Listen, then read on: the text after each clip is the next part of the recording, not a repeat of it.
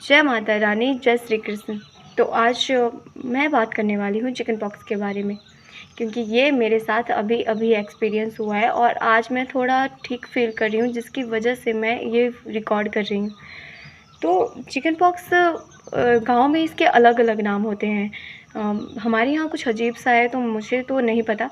But हाँ, शरीर में ऐसे छाले आते हैं। मुझे अभी तो मेरे कम हो गए हैं। यहाँ पर छाले हैं, 2-3 दिख रहे होंगे ये। और पूरे शरीर में छाले-छाले आते हैं और उसके फफोले बनते हैं, उसमें पानी बनता है और उस पानी में और वो पानी खुद ही फट जाता है फिर। तो आज है 9 जुलाई और मुझे इसके लक्षण शुरू हुए थे 4 जुलाई से। अ, सबसे पहले मुझे 2 दिन सबसे पहले 2 दिन मुझे बहुत थकान थी और मेरे मुँह में छाले आए हुए थे, जिस वजह से मुझे भूख बिल्कुल नहीं थी। तो मुझे लगा कि मेरी प्रेगनेंसी का लास्ट अटेम्प्ट चल रहा है, उस वजह से हो सकता है कि मुझे ये हार्मोन चेंजेज़ होंगे और थकान होगी। लेकिन थकान ऐसी नहीं थी, थकान ऐसी थी कि मैं चल भी नहीं पा रही थी और अगर मैं खड़ी हो जाऊँ तो फिर मतलब ऐसा लग रहा था कि मैं अभी गिर जाऊँगी। और नींद मुझे बिल्कुल भी नहीं थी। वो 4 और 5 जुलाई को जो मुझे थकान थी, उसमें मुझे नींद बिल्कुल भी नहीं थी। मतलब 1% भी नींद नहीं थी। अगर मुझे नींद आ भी रही थी तो बस ऐसे ही थोड़ी-सी और मैं फिर से वही थकान और शरीर में एक बहुत बुरी तरह से जगमगाहट थी। तो मुझे ऐसे लगा पहले कि हो सकता है कि ये हार्मोन चेंजेज़ ही हैं। फिर उसके बाद मुझे उसके अगले दिन शरीर में मेरे सबसे पहले पेट में छाले आए, उसके बाद मुझे यहाँ गले में भी छाले आए। अभी भी हैं निशान और अब थोड़े ठीक हो रहे हैं। फिर जैसे कि मेरे यहाँ बड़ों से बात हुई कि मुझे ऐसे हो रहा है, मुझे निशान पड़ रहे हैं शरीर पर और ये छाले आ रहे हैं, ये फट रहे हैं और कुछ मैंने खुद भी फोड़े जो मुझे नहीं करना चाहिए था, क्योंकि ये खुद इसका जो पानी है वो जहाँ-जहाँ लगेगा वो फैलेंगे और मुझे ही नहीं बल्कि कोई और भी होगा उन्हें भी फैलेंगे। तो फिर उसके बाद उन्होंने कहा कि ये ठीक हो जाएगा, लेकिन ये सारे निकलते हैं जैसे कि, लेकिन सारे मुझे बहुत तकलीफ़ थी इनसे, बहुत मतलब जैसे ये निकल रहे थे और वो बन रहे थे फफोले, तो उनमें भी बहुत ऐसे जगमगाहट सी थी और जब मैं उसे फोड़ रही थी तो फिर तो उसमें बहुत ही तेज़ सी जलन थी। तो फिर मुझे नहीं पता था कि ये क्या हो रहा है, मुझे लगा कि ठीक है। लेकिन फिर उससे अगले दिन जो है मुझे बहुत, जैसे कि ये एक दिन में ही बहुत फैलने लगे और ख़ास करके मेरे फेस पर बहुत थे, मेरे फेस पर और मेरे हेड पर। मेरे सर पे हाथ नहीं लग रहा था मेरा खुद का, मैं कंघी भी नहीं कर पा रही थी, बहुत अजीब था। फिर मुझे लगा कि ठीक है, इसे होगा, मतलब ऐसे ही होगा, क्योंकि मुझे रैशेज़ होते रहते हैं, तो मुझे लगा ये रैशेज़ वग़ैरह होंगे। तो फिर क्योंकि घरवालों ने भी, उन्हें भी इतना पता नहीं था, उन्होंने कहा कि हाँ, ये वही होगा होगा। उन्होंने ये नहीं कहा कि ये 100%, जैसे कि उन्हें पता है कि एक ऐसी भी बीमारी होती है जो धीरे-धीरे आती है और हाँ, ये गाँव में इसे कुछ कहा जाता है, मुझे नहीं पता क्या कहा जाता है और मुझे नाम बताया तो गया है पर बहुत अजीब है, मैं उसमें बोल भी नहीं पा रही। तो फिर उसके लिए फिर मैंने अगले दिन मैंने सोच लिया कि डॉक्टर के पास जाना ही है, क्योंकि मुझसे चला भी नहीं जा रहा था और 2 दिन हो गए थे मैंने खाना भी नहीं खाया था और जैसे कि प्रेगनेंसी का लास्ट अटेम्प्ट है, तो मुझे भूख लग तो रही थी बहुत, खाना नहीं खा पा रही थी, जिसकी वजह से मुझे ज़्यादा कमज़ोरी थी। और फिर सोचा कि डॉक्टर के पास जाना ही है, फिर डॉक्टर के पास गए। तो सबसे पहले मैं अपने गायनेकोलॉजिस्ट के पास गई, जो मेरी डॉक्टर हैं।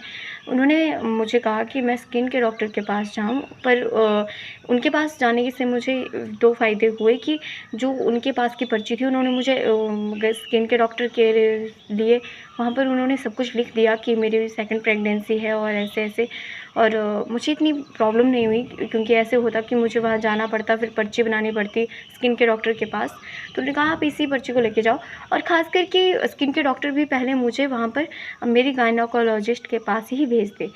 तो फिर मैं उनके पास गई, स्किन के डॉक्टर ने कहा कि आपको यहाँ पर उन्होंने मेरे पेट पर देखा, हाथ देखे और गले में देखे निशान, तो उन्होंने कहा कि आपको चिकन पॉक्स ही हुआ है।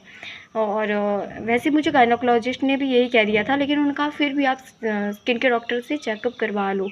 और फिर स्किन के डॉक्टर ने, फिर मैंने उनसे पूछा कि मुझे क्या खाने-पीने से हुआ होगा ये? तो उन्होंने कहा कि ये खाने-पीने से नहीं होता है। ये जो है ये दूसरों के कांटेक्ट में आने से होता है, ये एक वायरस है। तो मैंने कहा मेरे घर में तो मेरे हस्बैंड और बेबी है, हमारे यहाँ तो ऐसे कोई भी नहीं है, और हमारा घर कुछ साइड में है, तो ऐसे कोई हम किसी बहुत लोगों के कांटेक्ट में भी नहीं होते। तो उन्होंने कहा ये ज़रूरी नहीं है कि जिस दिन आपको इसके लक्षण मिले हैं उसी दिन ये आपको हुआ है। हो सकता है कि जब आप किसी के कांटेक्ट में आए हों, ये इसे 10 से 11 दिन लगते हैं या 20 से 21 दिन भी लगते हैं, और जिस इंसान के आप कांटेक्ट में आए हो उससे आपको हुआ होगा। और ज़रूरी नहीं कि इंसान ही हो सकता है वो इंसान कहीं बैठा था, वहाँ बैठकर वैसे करके आपको हो सकता है। और ख़ास करके अगर आपको पहले नहीं हुआ था तो अब तो ये एक बार तो ये ज़रूर होना ही था।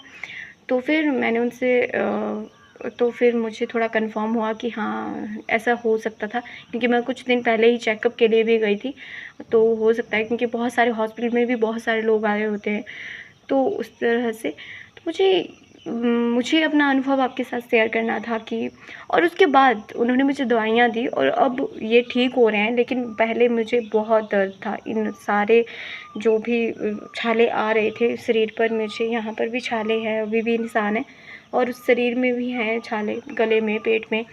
तो और इनमें दर्द है। अब जब ये खुद फट रहे हैं ना, तो ठीक हो रहे हैं, उन्होंने कहा कि इसकी पपड़ी बनेगी, जैसे कि वो जो फफोले बन रहे हैं, बाहर चमड़ी खुल रही है, वो खुद ही खुल जाएगी जब ये ठीक हो जाएंगे। तो फिर आप ठीक हो जाओगे। और मुझे 5 दिन के उन्होंने दवाई का कोर्स दिया है। तो वैसे मेरे फैमिली में ये भी बताया जा रहा था कि आप प्रेगनेंसी में हो तो आपको दवाई भी नहीं मिलेगी, तो डॉक्टर के पास जाने की क्या ही ज़रूरत है। लेकिन फिर मुझे एक हमारे यहाँ थे, उन्होंने कहा कि नहीं आप जाओ आयुर्वेदिक, आजकल ऐसा नहीं होता, आजकल दवाइयाँ मिलती है।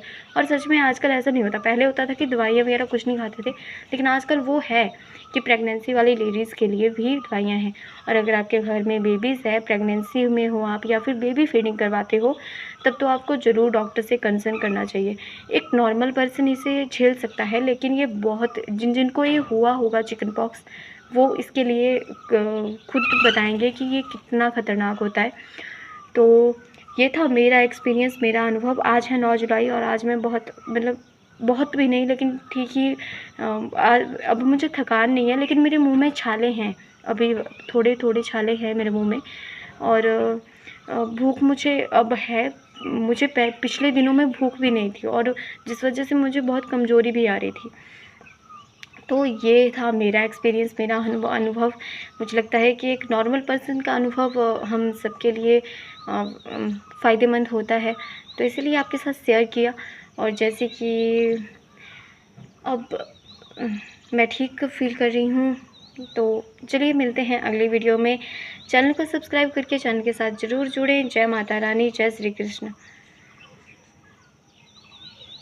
और हाँ, अगर आपको भी, अगर आपके घर में किसी को भी ऐसा होता है तो देखो घर में ही मत रहो, क्योंकि पहले भी वैद्य होते थे, उनके पास जाते थे, वैद्य इसका इलाज करते थे, उन्हें पता होता था कि क्या करना है। पहले भी ऐसा होता था, आजकल डॉक्टर्स हैं, पहले वैद्य होते थे। और पहले हर घर में कंफर्म होता था कि ये कौन सी क्या बीमारी है, कौन प्रॉब्लम है ये। हमारे बुज़ुर्गों में ऐसे होते थे कि उन्हें पता होता था। आजकल अंदाज़ा लगाया जाता है, और अंदाज़े से कुछ नहीं हो सकता। इसीलिए आप कंफर्म ज़रूर करो डॉक्टर से कि आपको क्या हुआ है, क्योंकि कई बार हमें बुखार होता है तो आप अक्सर देखेंगे कि वो 100% बुखार ही नहीं होता। वो हमारे शरीर में कोई और भी ऐसी कमी होगी जिस वजह से वो बुखार के लक्षण दिख रहे हैं, लेकिन शरीर में कुछ और ही प्रॉब्लम चल रही है। ऐसे भी मैंने केसेस देखे हैं। और एक केसेस मेरा खुद का है, दांत का। मेरे दांत ख़राब हो रहे थे, तो मुझे लगा कि शायद क्योंकि मेरे मामा ने कहा कि हो सकता है कि जैसे हम कई बार, मेरे साथ ऐसा होता है कि मैं कई बार ब्रश करना अवॉइड कर देती हूँ या फिर भूल जाती हूँ, ऐसे कई बार हो जाता है। तो मुझे भी लगा कि हाँ ये इसी वजह से होगा। लेकिन जब मैंने डॉक्टर से कंसल्ट किया, उनसे कंफर्म किया, तो उन्होंने मुझे बताया कि आप बचपन में गिर गए थे, जिस वजह से आपके दांतों में जख्म बना हुआ है, और उसी जख्म की वजह से आपके दांत ये ख़राब हो रहे हैं। तो फिर जो दिखता है वो रियलिटी नहीं होती, इसीलिए हमेशा अब वो टाइम नहीं रहा है। डॉक्टर से अपना चेकअप ज़रूर करवाएं। और ख़ासकर कि मैं फिर से ये बात कहूँगी, अगर आप प्रेगनेंसी में हैं, बेबी फीडिंग करवाती हैं, या फिर आपके घर में कोई बेबी है उससे बीमार हुआ है तो उन्हें ज़रूर आप डॉक्टर से ज़रूर मिलें और ज़रूर अपना इलाज करवाएं। जय माता रानी, जय श्री कृष्णा। मिलते हैं अगली वीडियो में।